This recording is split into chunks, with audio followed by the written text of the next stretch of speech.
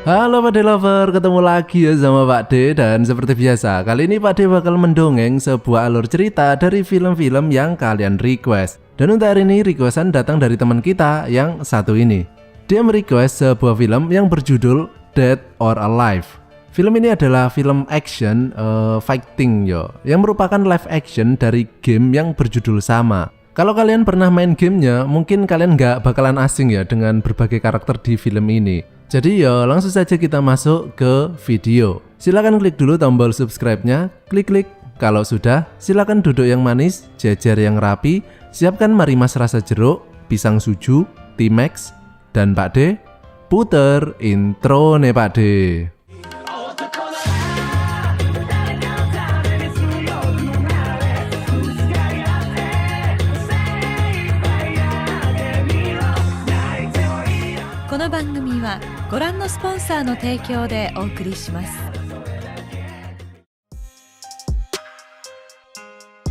Film ini dimulai dengan pengenalan beberapa tokoh utamanya. Dimulai dari yang pertama, dia ini adalah putri dari kerajaan Halu yang bernama Kasumi, dan juga pengawalnya yang bernama Hayabuchin. Nah, Kasumi ini punya kakak yang bernama Hayate. Tapi selama 1 tahun ini dia dinyatakan meninggal karena tidak diketahui keberadaannya setelah ia mengikuti sebuah turnamen yang bernama Dead or Alive. Namun Kasumi nggak percaya kalau kakaknya itu sudah mati dan berniat untuk mencari tahu kebenarannya. Tapi niatnya ini dihalangi oleh semua anak buahnya termasuk Ayane.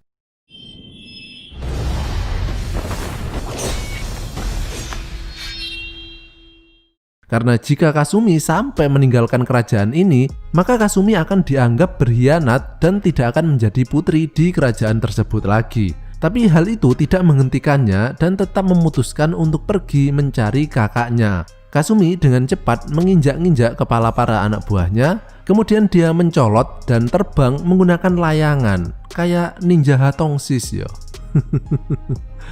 Dan film ini pun dimulai. Urip apa mati Kemudian muncul dua buah tadinya. Muncul seorang cewek. Dia ini adalah pegulat profesional yang bernama Tina Armstrong. Dan di sini Tina yang sedang nyantai di sebuah perahu getek tiba-tiba diserang oleh beberapa orang perompak ecek-ecek. Dan tentunya mereka dibabat habis sama Mbak Tina Toon.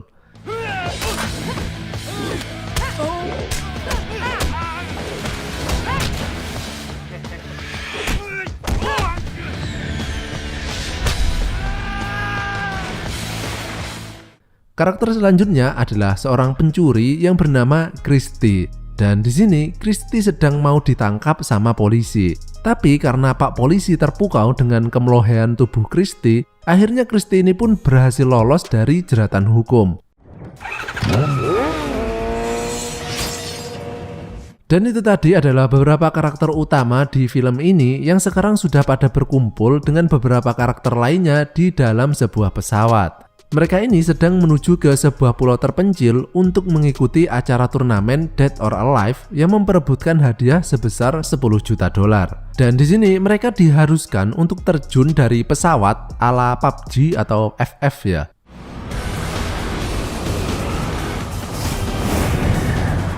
Nah, setelah sampai di tujuan, mereka kemudian disambit oleh Helena. Dia ini adalah salah satu peserta, tapi ayahnya dulu yang sekarang sudah meninggal adalah pencetus terciptanya turnamen ini. Dan Helena kemudian mengajak mereka berkeliling. Setelah itu, mereka semua dipertemukan dengan pimpinan penyelenggara turnamen ini yang bernama Victor Donovan.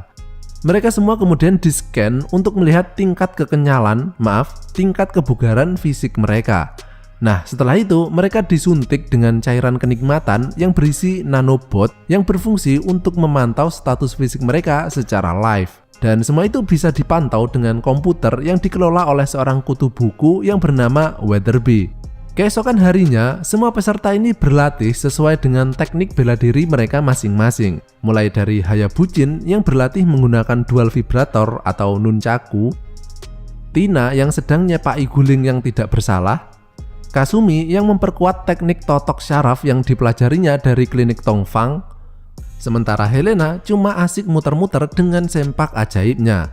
Nah, keunikan dari turnamen ini adalah pertarungannya bisa terjadi kapan saja. Dan di sini mereka diberikan sebuah gelang yang berfungsi untuk menunjukkan siapa lawan mereka.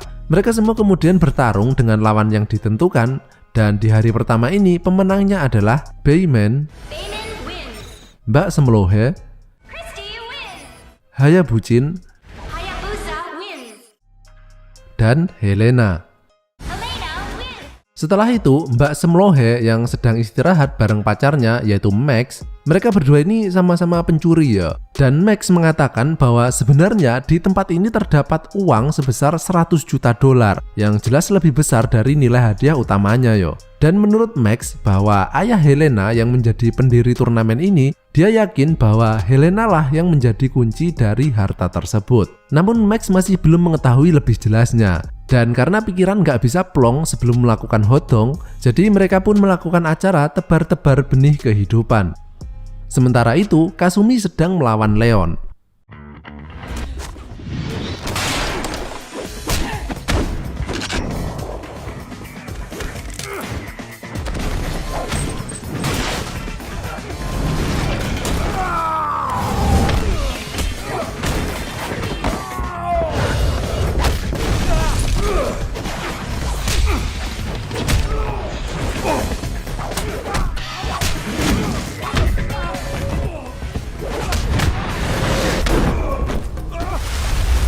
Dan pertarungan ini dimenangkan oleh Kasumi. Besoknya di hari kedua, Tina yang sedang mencoba promo akupuntur dari Kasumi tiba-tiba ditantang oleh Bass. Dia ini adalah ayahnya ya, yang juga seorang pegulat profesional. Dan pertarungan ini pun dimulai.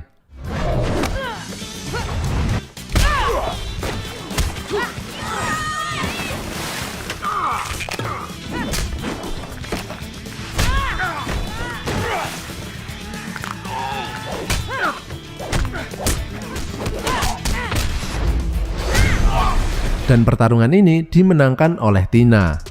Setelah itu, Victor memberikan waktu istirahat kepada para petarung untuk memulihkan stamina. Dan di sini mereka menggunakannya dengan bersantai-santai sambil main bola voli pantai.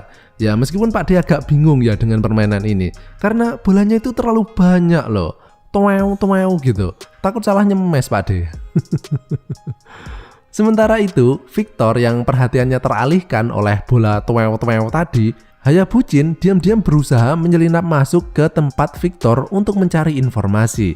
Namun sayangnya karena Hayabuchin kebanyakan makan micin, akhirnya dia justru terkena jebakan Victor. Keesokan harinya di hari ketiga, Tina bertarung melawan Zack.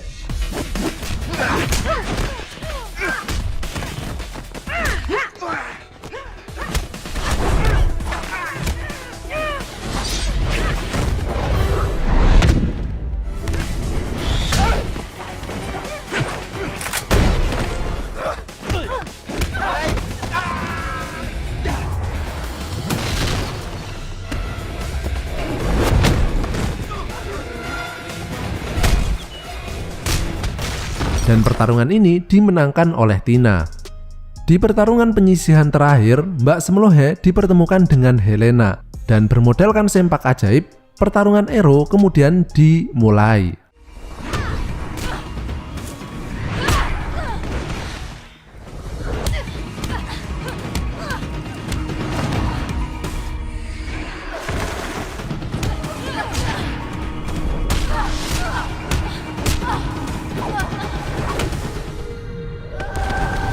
Dan meskipun sama-sama seksi, tapi tingkat kekenyalan membuktikan bahwa Mbak Semlohe adalah pemenangnya. Namun di balik semua itu, tujuan Mbak Semlohe sebenarnya adalah mencoba melihat tato yang ada di belakang leher Helena. Karena itu adalah kunci dari harta yang ditarget olehnya dan juga Max.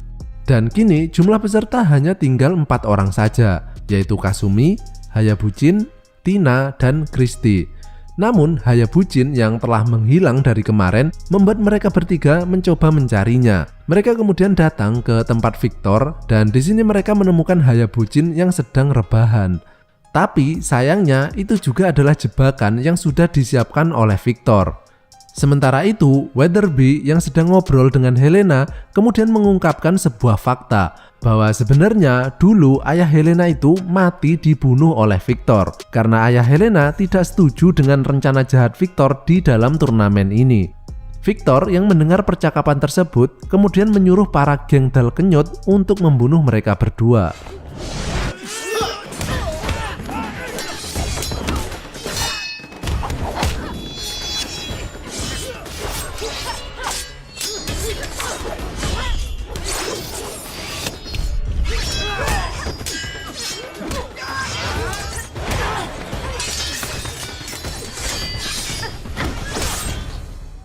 Helena berhasil mengalahkan semua geng Dal Kenyot tersebut dan bergegas menuju ke tempat Victor menggunakan sebuah jalan rahasia yang kemudian diikuti oleh Max. Sementara itu, keempat petarung yang kini tengah ditahan, kemudian muncul Victor yang menunjukkan rencana sebenarnya diadakannya turnamen ini. Victor kemudian mengeluarkan alat Doraemon yaitu kacamata merek Swallow. Dan dengan kacamata ini, Victor bisa berpura-pura menjadi tukang pijet. Enggak. Ini kacamata canggih ya ceritanya. Dan dengan kacamata ini, Victor bisa mendownload data dari nanobot yang ada di tubuh para petarung, yang kemudian membuat Victor memiliki kemampuan bertarung dari para petarung tersebut secara instan. Dan ternyata Hayate yang selama ini dianggap telah meninggal itu masih hidup dan ditahan oleh Victor. Karena Hayate adalah pemenang dari turnamen di tahun sebelumnya, sehingga Victor ini terobsesi untuk mengalahkannya. Victor kemudian menantang Hayate dengan keselamatan para petarung tersebut sebagai taruhannya. Dan kacamata ini bukan cuma hanya memberikan kemampuan bertarung instan, melainkan juga mampu memprediksi gerakan lawannya. Dan pertarungan mereka pun dimulai.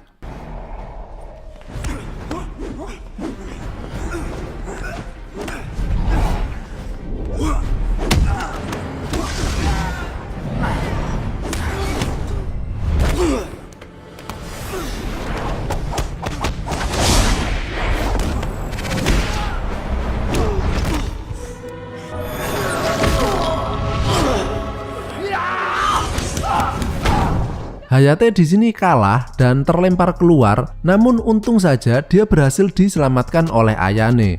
Sementara itu, Max yang telah menemukan tempat harta tersebut kemudian mencoba mengambil semua uangnya. Sayangnya, kemudian muncul Bayman yang merupakan anak buah Victor yang menghentikannya. Victor yang kini tengah mengupload data petarung tersebut ke semua pembelinya di seluruh dunia, namun Weatherby berhasil menghentikannya di detik terakhir. Dan Victor kemudian menuju ke tempat Weatherby dan langsung menghajarnya. Victor kemudian mengaktifkan bom untuk menghancurkan tempat ini dan dia segera keluar. Tapi Weatherby yang setengah sadar kemudian berhasil membebaskan para petarung tadi yang kemudian mengejar Victor. Dan kemudian terjadilah pertarungan terakhir.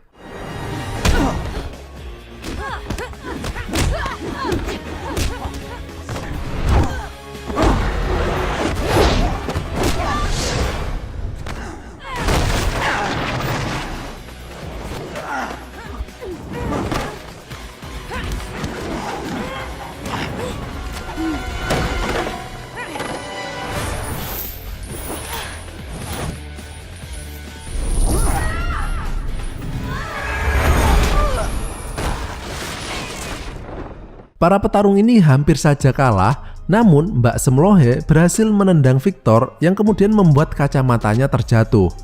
Victor yang berusaha melarikan diri kemudian dihentikan oleh Hayate dengan teknik totok syaraf klinik Tongfangnya, kemudian dikombo dengan teknik tusuk jarum pentul milik Kasumi yang membuatnya tidak bisa bergerak.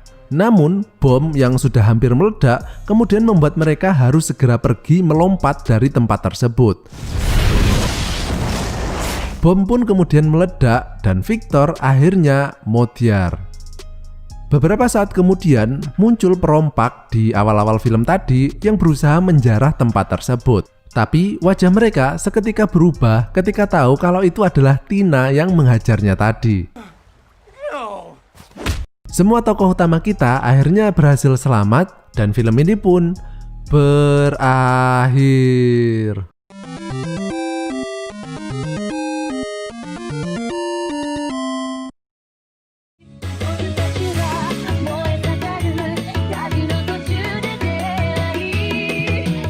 Menurut Pak D endingnya sudah cukup jelas ya. Jadi meskipun kalian nggak paham dengan gamenya, pas nonton film ini juga nggak bakalan terlalu bingung-bingung amat kok. Tapi kalau kalian masih merasa ada yang kurang dengan endingnya, itu karena film ini nyambung dengan gamenya. Jadi ini kayak pengenalan tokoh lebih mendalam gitu sebelum main gamenya. Jelas ya. Jadi ya cukup sekian, dan jika kalian masih pengen mendengarkan suara Pak D, kalian bisa melakukannya dengan cara mengklik salah satu video yang muncul di layar kalian saat ini. Oke wes, terima kasih dan sampai jumpa di tongkrongan selanjutnya masih bersama Pak D. Bye bye.